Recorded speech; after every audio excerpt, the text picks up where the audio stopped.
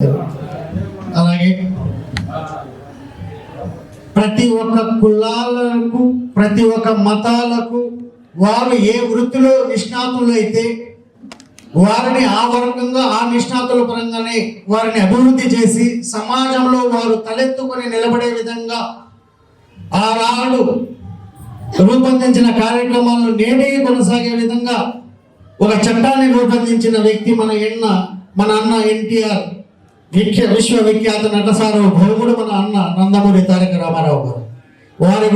వారికి నివాళులు అర్పించి వారి గురించి సంక్షిప్త సందేశాన్ని ఇవ్వాల్సిందిగా శ్రీకృష్ణ యాదవ సేవా సంఘం కువైట్ ఇండియా అధ్యక్షులు సలగంచు రామకృష్ణ గారిని వేదిక మీదకి రావాల్సిందిగా కోరుతున్నాం.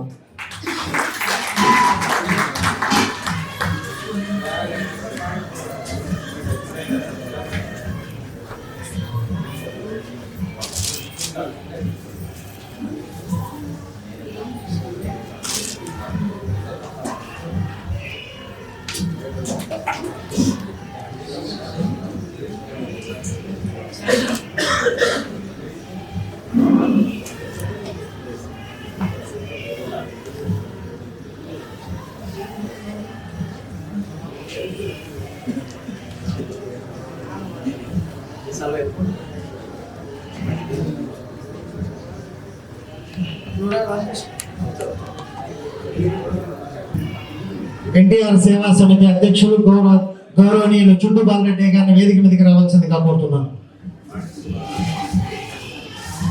చుండు బాలరెడ్డి గారు వేదిక మీదకి రావాల్సిందిగా కోరుతున్నాను.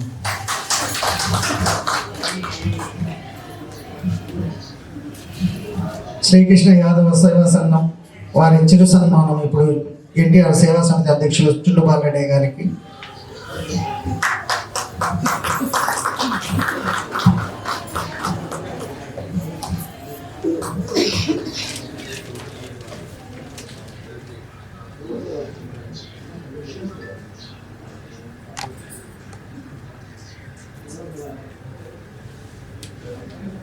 Thank you. కొంచెం సంక్షిప్త సందేశం. ఓం జై శ్రీరామ్. అందరికీ ధన్యవాదాలు. ఇక్కడికి వచ్చినటువంటి మన స్వర్గీయ తారక రామారావు యొక్క అభిమానులు, పార్టీ నాయకులు, కులాలకి మతాలకి ఎక్కడ తావి ఉన్నటువంటి మహనీయుడు, సమాజమే దేవాలయం, ప్రజలే నా యొక్క ఆత్మ అనాత్మకర భావనతో వాళ్ళే నాకు దేవులని చెప్పినటువంటి ఏకైక మహనీయుడు. ప్రారంభంలో ఆయనే ఢిల్లీ నుంచి ఆంధ్ర అంటే ఏమిటి రుచి చూపించినటువంటి గడగడలాడించిన మహనీయుడు. అందరం మనం అనుకుంటూ ఉంటాం, సినిమాలో చూసినంతగా దుర్యోధన వారి క్యారెక్టర్లోను, శ్రీకృష్ణ వారి క్యారెక్టర్లోను చూసినంత సింపుల్ గా ఏదో 4 విషయాలు చెప్పాడనే కాకుండా ఆయన జన్మించినటువంటి నిమ్మకూరు నుంచి ఎక్కడ వరకు అయితే ఈ ఆంధ్ర అన్న విషయాన్ని చూపించాలని ఆయన తీసుకున్నటువంటి చలనచిత్ర రంగంలో అయితేనే ఆయన ప్రారంభంలో తన జీవితంలో కుటుంబ సమేతంగా ఏ విధంగా ఉండాలి, ఆధ్యాత్మికంగా ఏ విధంగా ఉండాలి, ఇందాక అన్నగారు చెప్పినట్టుగా తను వేసుకున్నటువంటి పశువు ఎలాంటి స్థితి, చివరిగా ఆయన మరణం కూడా ఎప్పుడు జరిగిందని మనం చూసుకుంటే ఈ సంక్రాంతి సంబరాలు చేసుకున్న పిదప ఇలాంటి రోజులు జరగడం అంటే ఉత్తరాయణం.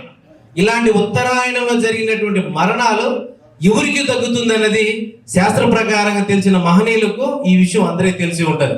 కానీ ఇందులో విషయం ఏంటంటే ప్రధానంగా కోడూరు వెంకటరమణ గారు గతం 2017లోనే ఎప్పుడో ఒకసారి మాట్లాడుతున్న స్పీచ్లో నేను విన్నాను. అది ఇప్పుడు నాకు అనిపించింది. ఇప్పుడు జరుగుతున్న మన ఎన్టీఆర్ గారికి వాళ్ళ అల్లుడైనటువంటి చంద్రబాబు నాయుడు గారి విషయంలో చూసుకుంటే ఆ శ్లోకం సరిపోద్ది. ఎత్ర యోగేశ్వర కృష్ణ ఎత్ర పార్థో ధనుద్రహ తత్ర శ్రీ విజయర్భూతిర్ ధువర్ నీతిర్ మతిర్ మమ.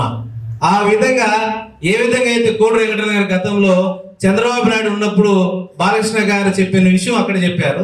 కానీ ఇక్కడ అదే ఎన్టీఆర్ గారు ఆయన లేని తర్వాత అయినా సరే అదే చేయాలి, అదే సంకల్పంతో ఉండాలని చంద్రబాబు నాయుడు గారు తీసుకున్నటువంటి నిర్ణయాలు మీకు నాకు అని కాకుండా భవిష్యత్ కార్యాచరణ చేసేటువంటి ఒక లెజెండ్. అది ఒక విషయం. ఇంకపోతే మన ప్రియతమ నాయకుడైనటువంటి తారక రామారావు గారి యొక్క విషయాల మీద అందరం మరొకసారి ప్రతి ఒక్కరు కూడా ఇలాంటి వారికి వర్ధంతి అన్నదానికి మనం చెప్పుకున్నటువంటి కేవలం స్థూల శరీరం పడిపోయింది తప్ప ఆయన ఎప్పుడు మనలో మన అందులో ఉన్నటువంటి వ్యక్తులనే కాకుండా ఈ ప్రకృతి అంతటా కూడా ఎప్పుడు ఆవరించి ఉన్నటువంటి మహనీయుడు.